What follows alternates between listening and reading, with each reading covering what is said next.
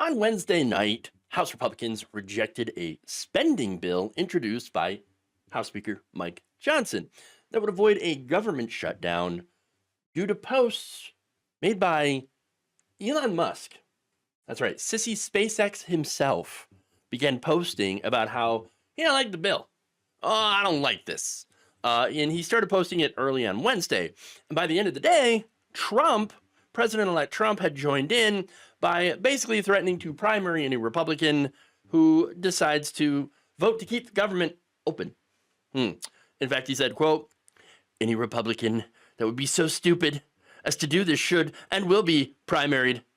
He posted on Truth essential. "Everything should be done and fully negotiated prior to my taking office on January 20th, 2025. Well, yeah, it already was. It already was negotiated, and it was being voted on right now. It was a bipartisan, agreement. So between the Democrats and the Republicans in the House, I mean, what more did you want? Apparently, he wants the government shut down. It's not even in office yet, and he wants to cause the government to shut down. What? Way to go! You're nailing it. Why though? Well, it's because of Elon Musk. Okay, Elon Musk posted a bunch of stuff about the bill that, funny enough, wasn't true. Big shocker, right? The unelected billionaire had falsely claimed that members of Congress would get a 40% pay raise as part of the package. Now, here's the thing, though. Members of Congress actually haven't had a pay raise since 2009. And personally, I don't think they deserve one until they, raise the minimum wage to a living wage. That's my personal beliefs on that. Elon Musk doesn't believe that. Okay. That said, if this were to go through, the maximum potential pay adjustment for members of Congress would be an estimated $6,600. So that's if they lift the pay freeze that is currently on there, and that wasn't actually in this bill. Musk also reported that a claim that the bill would provide $3 billion for a new NFL stadium in Washington. Wow, well that would be a waste of money, for this stadium. Why are we spending taxpayer money on that? Well, it turns out we're not. The bill actually would transfer control of the site of the existing RFK Stadium to the DC local government for redevelopment. Now, taxpayers in DC might be on the hook for that, and that's unfortunate, right? But again, this redevelopment could potentially include a stadium, but when it comes to the federal funding, there will be no federal funding that changes hands as part of this transaction. So, no, federal taxpayers are not going to be on the hook for a $3 billion stadium. Okay. Now, Musk also claimed that the bill shields the January 6th committee, which is probably why Donald Trump so up in arms about it. He's like, "God, this is terrible. We got to stop that." But that's not true. Another claim is that this is will be funding bioweapon labs. Look, this again, all of this stuff is not true. Okay, and comes from, big surprise, Twitter/X. Yeah. So, oh my God, this guy apparently has the power to crash a bill, right? By reposting conspiracy theories on X about it. Wonderful. Now, what stuff did it include? About $100 billion in disaster aid funding. All right, so that's important. Billions of dollars in farm assistance, farm bill. There's also, repairing a key bridge in Baltimore, funding for roads, small business assistance, from the SBA, stuff like that. There's a lot of stuff in there, honestly. One part of it is an extension of Medicare telehealth flexibility, reauthorizations of legislation to prevent pandemics. That's where the bioweapon labs conspiracy comes from. Also stuff that addresses the opioid crisis, payments to community health centers, and other, healthcare related stuff. But that's not everything that's in the bill. And obviously we're not all going to agree with everything that's in the bill. But That's kind of what makes it bipartisan. See, it's got stuff in it that we like and stuff in it that we don't like. But, both sides have their own priorities. Okay. And so at the end of the day, you got to kind of have to get together, and you're not going to get everything that you want, but you can at least come to an agreement. Okay. And look, funding the government is pretty important because a lot of people rely on the government to function. Like workers, for example, who will not get their paychecks right before Christmas.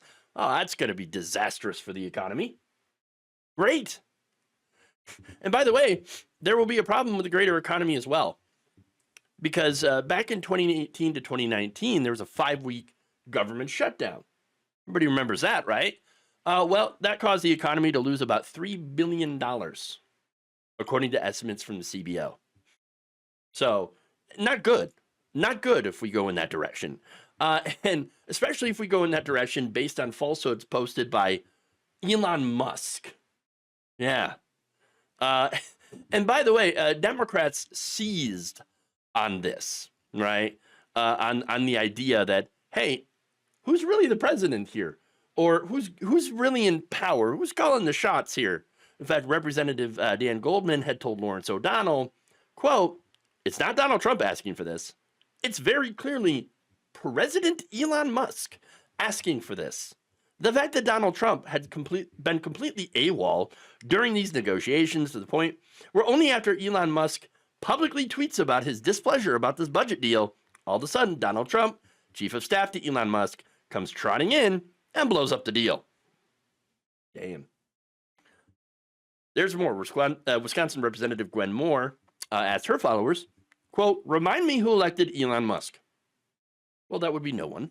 Representative Don Beyer writes, "The richest man in the world says he wants to shut down the government, forcing millions of American workers, including our troops, to go without pay through the holidays. Republicans are following his orders. This is insane." Couldn't agree more. You had independent Senator Bernie Sanders who weighed in on this, saying the U.S. Congress this week came to an agreement to fund our government. Elon Musk, who became $200 billion richer since Trump was elected, objected. Are Republicans beholden to the American people? Or President Musk? This is oligarchy at work. Oligarchy. Oh, yes. Indeed. Indeed. Here's the thing. The irony. I love how a party who claims to hate unelected bureaucrats. I mean, how many times Republicans, those unelected bureaucrats are really getting in the way of everything. Now, this party is taking orders from an unelected bureaucrat. Weird how that works out. And again, Donald Trump's not even in power yet, and Republicans are just openly serving the whims of an unelected billionaire. Shocker. This is kind of like the mask off moment. I mean, if you haven't been paying attention to basically everything else politically, okay?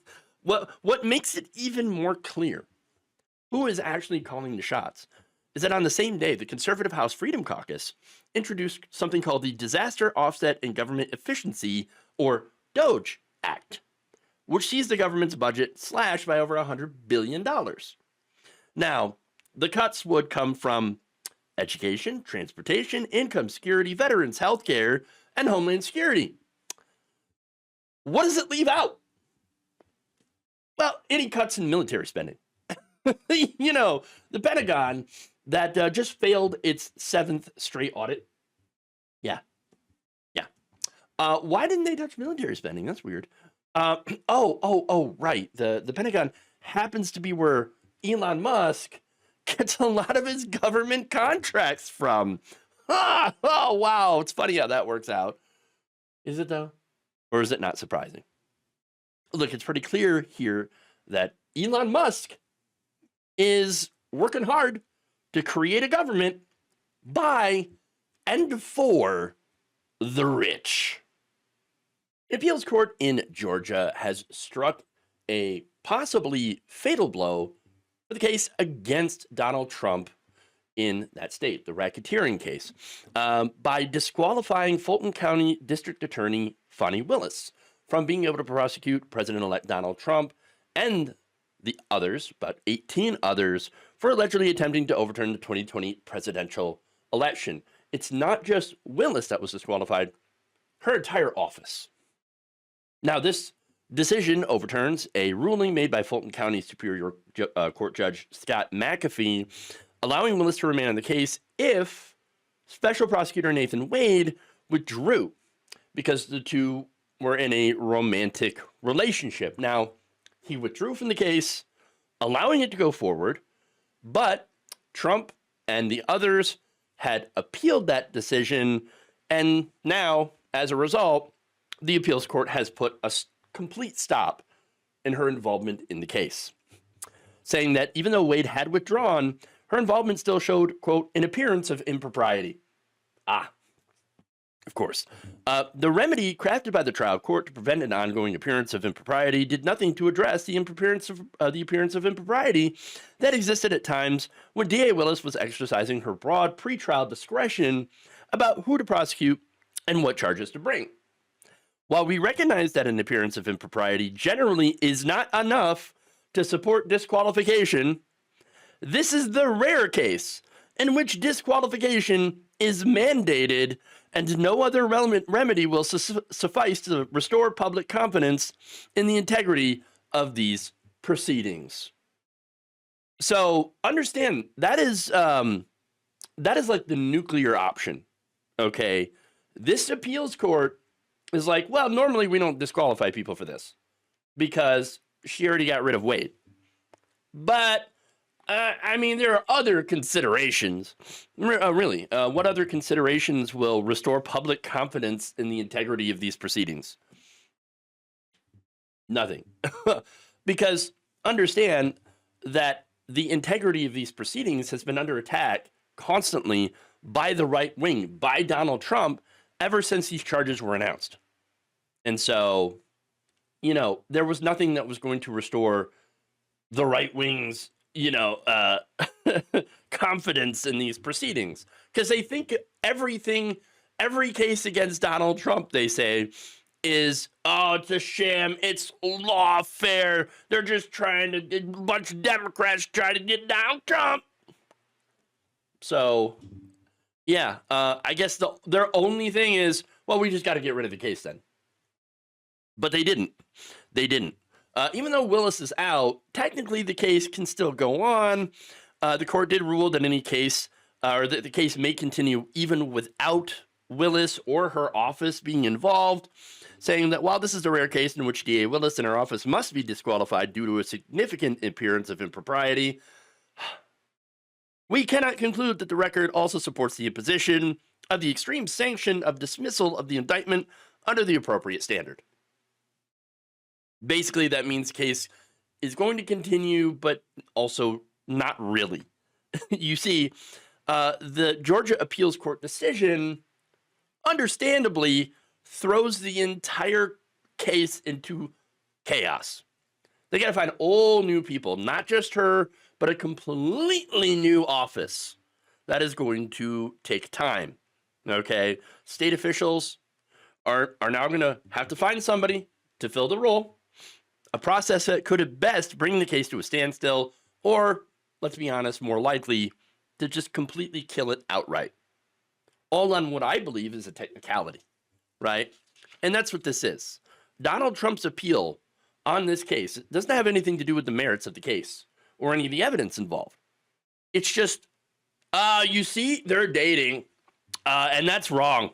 They're just going to try to make money off prosecuting Donald Trump. And she's trying to win elections, yes, and that's it. That's it. And so they're making the decision to appeal based on that, or that's what they made the decision to appeal on. That's their argument, and the court was like, "Well, yeah, sure, we're gonna go with that then." Notice how it wasn't about the evidence at all that Donald Trump tried to tamper with the election, because that's ultimately what the case is about. But this decision to disqualify and basically kill the case, Because let's be honest, it's going to kill the case. Not about the evidence. Just forget about the evidence. And understand that that's what Donald Trump does. He makes every case about something other than the evidence against him. And now, of course, we don't get to see the extent of the evidence that she had. Even if the case decides to go, somebody is actually able to take up the case, we won't see anything until, 2029? Yeah. Now, Willis's office does intend to fight this. On Thursday, they filed a notice saying that the office intends to appeal the court's decision, which, if taken up, could move the case to Georgia's Supreme Court. And there is no guarantee of victory there. So once again, I'm just gonna say, I think the case is dead. It's dead, Jim. That's it. I mean, maybe I'm being too much of a pessimist here, but I don't see it going forward. Doesn't matter how strong her evidence is. It's always going to be, according to now this decision, the whole thing is tainted, or he'll find some other way to delay the case if somebody ends up taking it up. So I don't know. Now, Pete Skandakis, executive director of the Nonpartisan Prosecutors Attorney Council of Georgia, is going to be responsible now for determining who will take up the task of prosecuting the president-elect and his co-defendants, according to Lawfare's senior editor Anna Bauer. She did warn, though, that it's easier said than done. Quote, realistically, it will be quite difficult to find another prosecutor who will be willing to take on this case. Yeah. I mean, imagine trying to prosecute a sitting president. Yeah. That's going to be difficult. And that's if the appeals court decision is not overturned by the Georgia Supreme Court. This likely spells the end of the prosecution against Trump and others in Fulton County, Bauer writes. And there it is. Here we go. Donald Trump skating away from the consequences once again. Teflon Don. I suppose that's what happens when you let rich and powerful people take over the government and write the rules to rig the rules in their own favor. You end up with this and so many other ways to try to tie up and challenge indictments, challenge court cases. As long as you have money and you have power, this shows you that you can basically evade the law. Okay? For the most part. I mean, unless, of course, you steal from other rich people. Then, okay, that's the one crime that if you were wealthy that you will not be able to get away with. Okay? But let me get to the idea of the impropriety. Oh, there's an appearance of impropriety. For what? Because they had a personal relationship? Okay, but was there any evidence presented showing that personal relationship ended up leading to some sort of corruption in the case? No, not to my knowledge. Okay, and so but again, that's what the appearance of impropriety. Oh, this looks bad. Okay, it looks bad. But wait, she got rid of him. Why does that still look bad? Well, because, they were making the decisions and stuff of who to go after while they were still together. So I just tainted the entire case completely. Oh, that's the appearance of impropriety. What's funny is, how is that worse than having a judge that you handpicked for that position, that judgeship, right? Being picked to oversee your own case, to preside over it, and then end up dismissing it. How is that not an appearance of impropriety? It seems way more of an issue here, but that's exactly what happened to Trump's case, the documents case in Florida. So, I mean, you want to talk about appearance of impropriety, Trump's chock full of it, okay? And yet, here, unfortunately, at the end of the day, we have another example of the law failing to hold a rich and powerful individual accountable for their alleged actions. We have no rule of law in this country anymore, and not for rich people. Maybe we never had.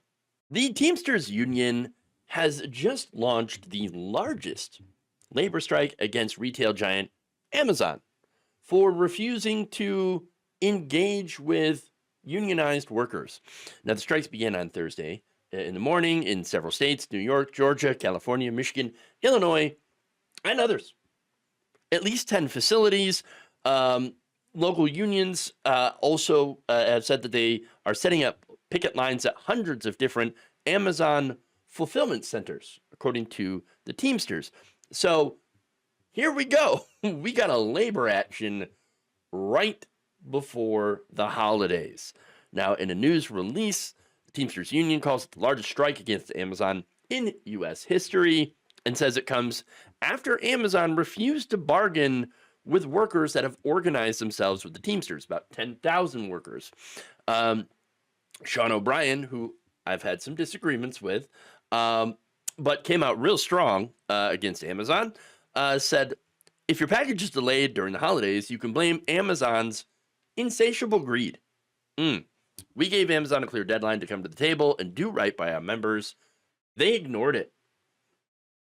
The union said about 10,000 workers have joined with the Teamsters and are fighting for higher wages, benefits, and safer working conditions. You know, things that Amazon's not really known for. There's been some interviews that Common Dreams, for example, had with some of these Amazon workers that are striking that say that we do not get paid enough for what we're doing. Okay, and the working conditions are rather abysmal. Now, that said, Amazon came out with a claim that those workers, were illegally coerced to join the union. Then why are they on the picket line? Okay, if they're illegally coerced, why are they picketing? It's very interesting. Doesn't sound like coercion to me. But what does is the mandatory union busting meetings that Amazon has been caught doing. In fact, earlier this year, the National Labor Relations Board ruled that Amazon had made unlawful promises and threats during these captive audience meetings. The NLRB also said that Amazon managers had solicited grievances and made implied promises to remedy them if the workers rejected the union during these mandatory meetings held at a Staten Island warehouse known as JFK 8 ahead of a 2022 union election. At other meetings, managers illegally threatened to withhold raises and benefits at the warehouse unionized, according to the same decision. So, tell me again, who's doing the coercion here? Seems like, Amazon, again, they're well known for their union busting tactics, tearing down union signs, doing these captive audience meetings, all that stuff. But this statement from Amazon is absolutely hilarious. Let me read it. For more than a year now, the Teamsters have continued to intentionally mislead the public, claiming that they represent thousands of American employees and drivers. They don't. And this is another attempt to push a false narrative. See, these workers, they claim to be union, but they're actually not. Really? Interesting. So, fake news. That's all it is. It's fake news. They're not actually union workers. Why? Because we said no. Oh, you said no. Okay. There's more. The truth is that the Teamsters have actively threatened, intimidated, and attempted to coerce Amazon employees and third-party drivers to join them, which is illegal and is the subject of multiple pending unfair labor practices charges against the union. Yeah, really, you want to talk about projection, right? That is a masterclass on projection, especially the threats, intimidates, and intimidation and coercion. Okay, yeah, Amazon literally being found to have engaged in all of those things. Great. No, here's the reality. Okay, Staten Island facility voted to join the union in 2022. Okay, now Amazon was like, no, I'm sorry. I'm not feeling this. This is not consensual with me. You forgot to ask us. But that's not how unionization drives work.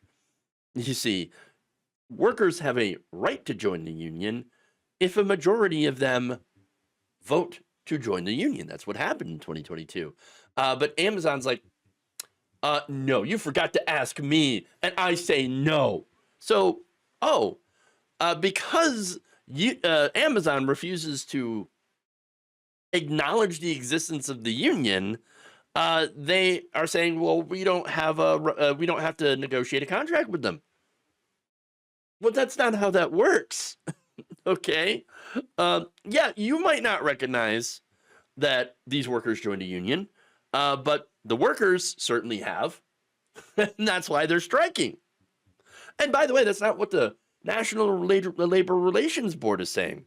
They officially certified the union representing workers at the facility. So the NLRB, government, says, well, yeah, they voted to join a union, so that's a union. And Amazon's like, no, they have appealed that ruling. And I'm thinking that they're likely to now drag out the decision until Donald Trump takes power. President-elect Donald Trump, who's not exactly a fan of unions, along with shadow president Elon Musk. Also not a fan of unions. Also not a fan of labor. This is why I had the disagreements with Sean O'Brien, who spoke at the RNC. Okay, I get that he's like, well, I want to make sure that whoever becomes president supports union rights, right? You're not going to get Republicans to support union rights. You're not going to get billionaires to support union rights. That's the thing. You have to force them, okay? You have to force them to accept you. That's the thing. You've got to fight them, not try to get them on your side, because they're never going to be on your side.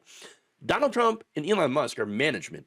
Management is always going to defend management. It's always going to side with management against labor. So that's what frustrated me about Sean O'Brien. But here, he's being pretty strong, okay? And so that's good. Now, Trump, when he gets into power, obviously his NLRB is not going to be union friendly. You only have to look at the pick this time, as well as what happened when he was president before. They made a lot of anti-labor, pro-corporate decisions. So understand that that is why the union has chosen to strike now, even though it's like right next to the holidays. Okay. And by the way, they're also, if there is disruption, people are going to be like, whoa, what is going on here? Why are my packages delayed? Well, it's because Amazon failed to negotiate with the union, to even recognize the union. Okay. And understand too that this is going to be the last chance for the union to actually make any gains, at least for the next 4 years. So you got to strike while you can. Okay. And by the way, Amazon knows that it's their last chance, which is why they have managed to get police on their side. Of course, police have been deployed by the elites to try to intimidate striking workers. In fact, there was already an Amazon worker detained by police during a strike action outside the company's warehouse in Queens, New York on Thursday. There was a video posted by New York State Senator Mike Gianaris showing a man in an Amazon jacket, an Amazon driver, being pulled from his truck amid a group of picketing Teamsters outside the DBK4 warehouse in Maspeth on Thursday morning. Reporters at the scene said that the man was a driver who attempted to join in the strike, but was taken away by police, hauled away for exercising his right as a worker to strike. So this tells you, is another example, showing you police are not there to protect the workers, the people. They're there to protect capital, okay, and the owners of said capital, which is not us, which is not the workers, okay? We are nothing more to them than human capital stock to be tossed aside when we are no longer able to generate profits for the shareholders and the executives.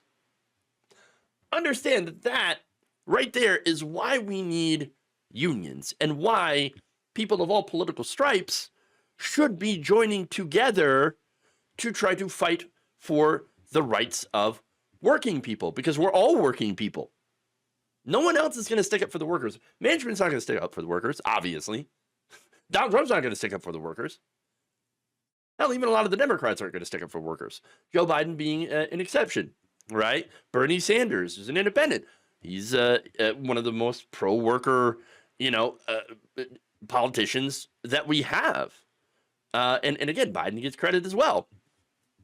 Obama does not get credit, okay? Because I remember back when they were doing the right to work in Wisconsin and Michigan, you had Obama before that saying, "Oh, don't worry, I'm gonna put on my walking shoes and I'm gonna walk the picket lines." And then what happened? He didn't. Okay, so Obama gets no cookies on that, but Biden actually does. And there are other, pro-labor Democrats, but there's also very anti-labor Democrats. But you can almost find no pro-labor Republicans. Some might say things like J.D. Vance, but they're going to get their opinions are going to get completely tossed aside for people like Donald Trump and Elon Musk, who are anti-union, anti-labor, anti-worker, and pro-corporate. So, again, none of those people are going to stick up for the workers. Then who will? Us, all of us, because we are all workers here. So that's why I'm urging everyone to stand in solidarity with the union and with the workers until Amazon and these other companies stop exploiting them, start paying them a fair wage, offering good benefits, and having a safe work environment. That's what we're asking for. It shouldn't be that hard.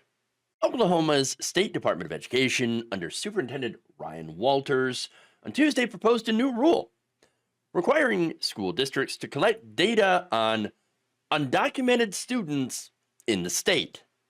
Yes, the agency overseeing the state's public and charter schools announced a proposed rule about a month before President-elect Donald Trump returns to the White House. Yeah, it's not a coincidence, is it? Doesn't seem like it. Oklahoma's proposed rule change would require school districts to report the number of students who are unable to prove their citizenship. And of course, it's not going to be white students that are going to be challenged on this. Okay. Now, that information will be collected by the state. And I think that they'll likely hand it over to ICE to, then be used to not only have the students removed under Donald Trump's deportation plan, but also their families. So here we go. This is laying the groundwork for the deportation of children. So now, wait, hold on. Is this legal? Can they do this? I thought there were laws against asking individual students about their immigration status. Well, here's the thing. Back in 1982, the Supreme Court of the United States ruled in Plyler versus Doe that schools, for one, must enroll all children, regardless of immigration status, and two, that it's illegal to ask individual students about their immigration status. So how will this rule then work? How are they going to get away with this? Well, it's not expected that they will get away with this, but what they've done is write the rule in such a way to then claim that, oh, don't worry, we're not actually asking individual students their immigration status. No. We're going to ask them anonymously, maybe have them check a box or something. And, we're going to do that. And then, we're going to write the rule in a way that it's not actually going to prevent the children from coming to school if they don't have their paperwork. We're still going to allow them to come into the school and everything, because we probably want to track them. Okay. And make sure that they don't go to ground. But as I said, there's a lot of problems with this. Okay. Many problems. For one, the kids that are going to be profiled. I think it's pretty obvious. Okay. They're going to, they're going to give the data to the ICE agents, right? And about how many undocumented students there are at this particular school, right? And then what are they going to do? What are the ICE agents going to do? They're obviously going to look at every child who is not white. Okay, they're gonna look into them, they're gonna look into their families, and they're gonna go from there, all right, and find out whether or not that person and their family is undocumented. And here's the thing, right? According to the Migration Policy Institute, there's only about 6,000 undocumented students enrolled in Oklahoma's public schools. So it's not very many, right? But here's the thing: for them, for the ICE agents, all they have to do is to find out what schools they're going to, how many there are, and go from there. They're actually basically it's trying to make ICE's job easier at deporting undocumented children and their families. So, and this is the way that they're going to try to do it. It's all very, very clear what the entire purpose of this rule is. Karen Svoboda, executive director of the Defense of Democracy, a nonprofit that advocates for equality in public schools, told the Oklahoman, quote, "What purpose does such a requirement serve, aside from creating yet another tool to other children from different cultures, and to create a chilling effect on enrollment by minority children and their families?"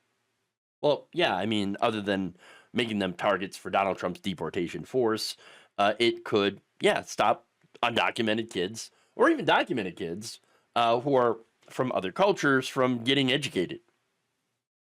Now, the proposed measure claims that the data is only going to be used to gather information about how much funding they need, including how many English language instructors they need. You see, this is not a bad rule. We're just trying to get accurate counts of how many undocumented kids there are so that we can properly educate them on, English. Yes, that's it. That's it. But look, in reality, we know what this is about. Remember, Ryan Walters is out there claiming undocumented children are too expensive to educate. They cost us too much money.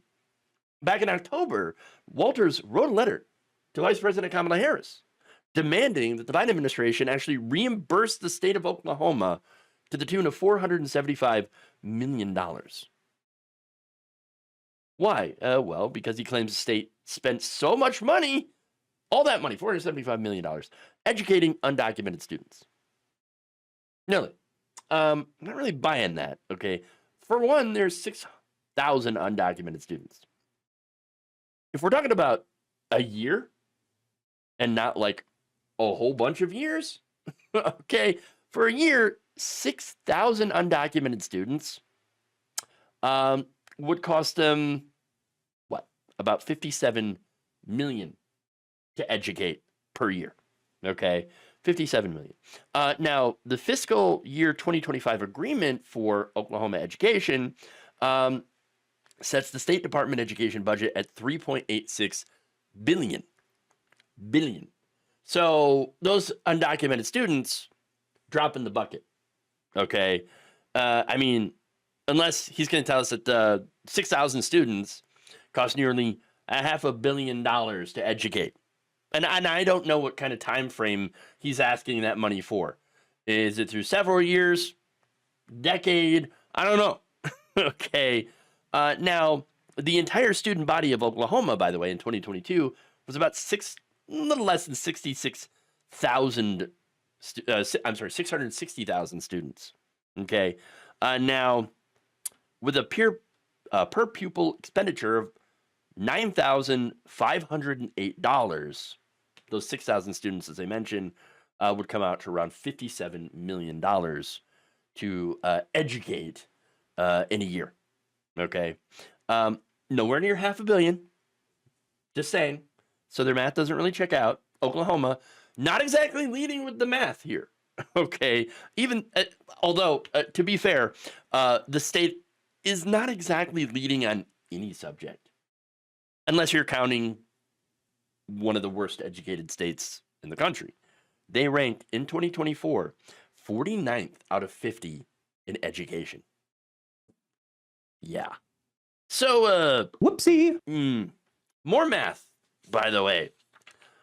Undocumented immigrants in Oklahoma, as I mentioned, undocumented students, 6,000 cost about $57 million, right? Undocumented immigrants in Oklahoma paid a total of $227 million in taxes in the year 2022, according to the Institute for Taxation and Economic Policy. So they're more than covering the cost through their taxation. Once again, whoopsie. But here's the thing, though. It's not about cost. Okay, it's not about cost. Republicans, for one, I know this is probably going to shock you, probably going to anger others, but the Republican Party's racist. I mean, there's that part. But the other thing here is Republicans also want to dismantle public education. Okay, now as part of the movement to do that, they have been pushing states to pass laws to try to block undocumented children from even going to school. Okay, claiming that they're the ones out there, they're harming the schools. But here's the thing: it's actually Republican policies that harm schools. I mean, privatization, charter schools, taking public money from the already defunded schools, the attacks on students. I mean, come on. No, they do far more harm to education and to the schools than undocumented kids who actually don't do any harm to these schools. Okay, but again, this is the reality. Okay, and speaking of reality, this entire plan comes from the bowels of Project 2025. Yeah. In a report titled "The Consequences of Unchecked Illegal Immigration on America's Public Schools," the Heritage Foundation, who is the principal architect behind Project 2025, actually proposed this very idea. Collecting data on undocumented students, making that data public for so-called cost analysis, and then requiring the parents of undocumented students to pay tuition in order to attend public schools, right? That's wildly unconstitutional. You can't just, charge people tuition for a public school. They're paying taxes. But again, the whole purpose of doing this is to have it challenged in court. Okay. That's why Walters is doing this law. Okay. Because it will get challenged. In fact, Project 2025's, the group, Heritage Foundation, wrote in a report that such legislation would draw a lawsuit from the left, which would likely lead to the Supreme Court to reconsider its ill-considered Plyler versus Doe decision that they said has, no basis in law. And there it is. There it is. Yeah, with the Supreme Court being as massively right-wing as it is, this could lead to the end of the Plyler decision and the targeting of immigrant children. Okay. Again, deportation force. Even if that doesn't happen, getting their immigration status, allowing them to be othered, again, both documented and undocumented. If you're not a white person, if you're not a white kid, then it's very likely that you're going to get profiled, targeted, and othered. Not good at all. But that serves their purposes just fine. To intimidate them to leaving their state, not coming to Oklahoma at all, or having them be rounded up by Trump's deportation force. At the end of the day, the whole plot here is sick, it's twisted, it's racist, but not at all surprising to see. Thank you for watching. If you enjoyed this video, please like, share, subscribe, hit the bell icon in order to get notified whenever a new video is released. And if you want to support independent, progressive media through this difficult time where it seems like everybody is shutting down, you can become a member on our YouTube page, you can become a subscriber on Facebook, or you can go to my Patreon. It's patreon.com/Jeff Waldorf. Thank you.